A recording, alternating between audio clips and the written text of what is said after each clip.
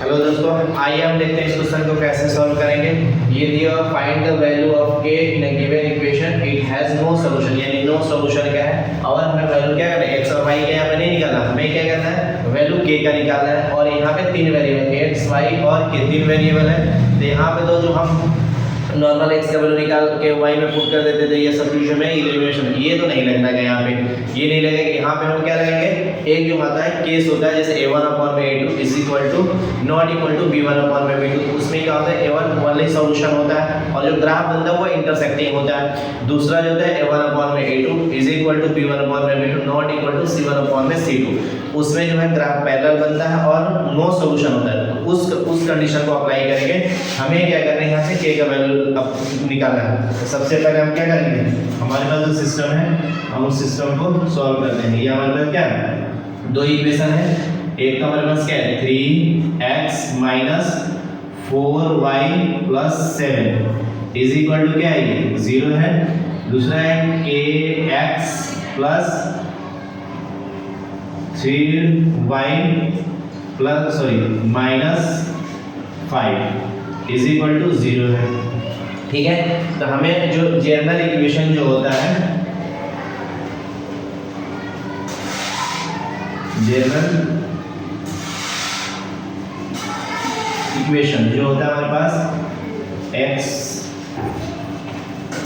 ये जो होता है हमारा general equation a1x plus b1y plus क्या होगा c1 इज इक्वल टू 0 होता है। दूसरा जो पेयर होता है वो क्या होता है a2 प्लस क्या होता है by b2y प्लस क्या होता है c2 होता है और ये 0 होता है।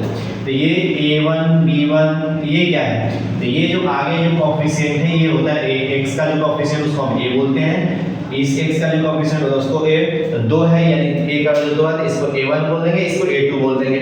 ये आपका b1 हो जाएगा और ये b2 हो जाएगा, ये c1 और c2 हो जाएगा। ठीक है, अगर हम यहाँ से a1 b1 c1 के सारे का वैल्यू लिखें तो हम लिख सकते हैं a1 इज इक्वल टू क्या होगा 3 होगा, b1 इज इक्वल टू, देखो ये कोएफिशिएंट के साथ यानी माइनस के साथ है ये, तो ये यहाँ पे क्या लिखोगे x माइनस 4, तो y का जो b1 का जो वैल्यू है माइनस 4 आएगा।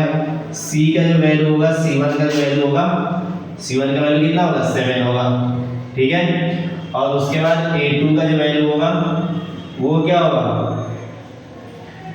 a2 का जो वैल्यू होगा आपका 3 होगा, k होगा, दूसरी क्वेश्चन से देख लिया और जो b2 का जो वैल्यू होगा वो क्या होगा 3 होगा और c2 का जो वैल्यू होगा वो -5 होगा। अब हमारे पास कंडीशन 4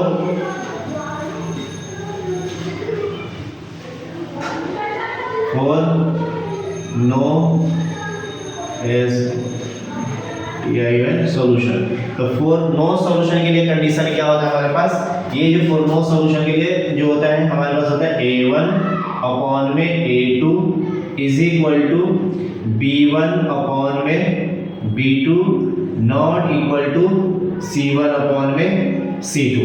और इनका जो ग्राफ बनता है वो क्या होता है पैरेलल ग्राफ बनता है। जैसे मान लो हमारे x और y एक्सिस लोगे, ये हमारा x एक्सिस और ये ऐसे y, ये x एक्सिस और ये y एक्सिस होता है। तो मान लो इसका जो ग्राफ बनाओगे, अगर वैल्यू निकाल के जब ग्राफ वाला करेंगे तो कुछ ऐसा ग्राफ बनेगा या फिर ऐसा बनेगा, ये पैरेलल होगा आपस में। ठीक है, तो हमें ये करना नहीं है। अगर कंडीशन दिया हुआ आपको तो आपको जो पूछता है कि ग्राफ कैसा बनेगा तो आपको बताना है पैरेलल बनेगा और कोई सॉल्यूशन नहीं होता है।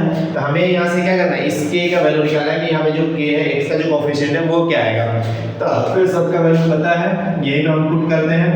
a1 का वैल्यू हमारे पास 3 है, a2 का वैल्यू हमारे पास k है इक्वल टू b1 का वैल्यू हमारे पास -4 है, b2 का वैल्यू हमारे पास 3 है, नॉट इक्वल टू ये आपस में क्या है c1 का वैल्यू 7 है और c2 का वैल्यू -5 है। तो ये देखो ये नॉट इक्वल टू, इनको छोड़ देंगे, इन दोनों को हम कंपेयर कर लेंगे इन दोनों के साथ।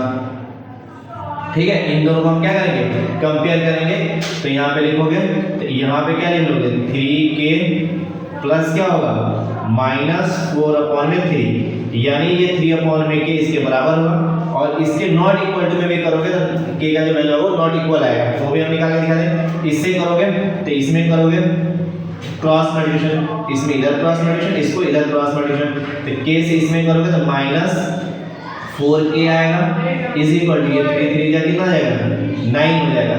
और इस 4 को इधर लेके जाओगे तो क्या होगा, डिवाइड करेगा 9 को तो -9 में क्या हो जाएगा 4 हो जाएगा, क्योंकि ये प्लस जो माइनस इधर मल्टीप्लिकेशन में है, इधर आके डिवाइड में हो जाएगा। तो ये आपका k का वैल्यू आ गया, k इक्वल टू -9 में 4 आ गया। अगर इससे कंपेयर करते हैं तो यहाँ पे आपका क्या 3k नॉट इक्वल टू लगाते और ये 7/में क्या होता 5 आता माइनस का, इसको इधर से मल्टीप्लिकेशन करोगे तो ये आपका 7k हो जाता, ये नॉट इक्वल टू होता और 5 से 15 होता और साइन माइनस का होता और इधर लाते हैं तो k is not equal to 7 -15/7, यानी k का वैल्यू कभी भी 15/7 तो नहीं हो सकता।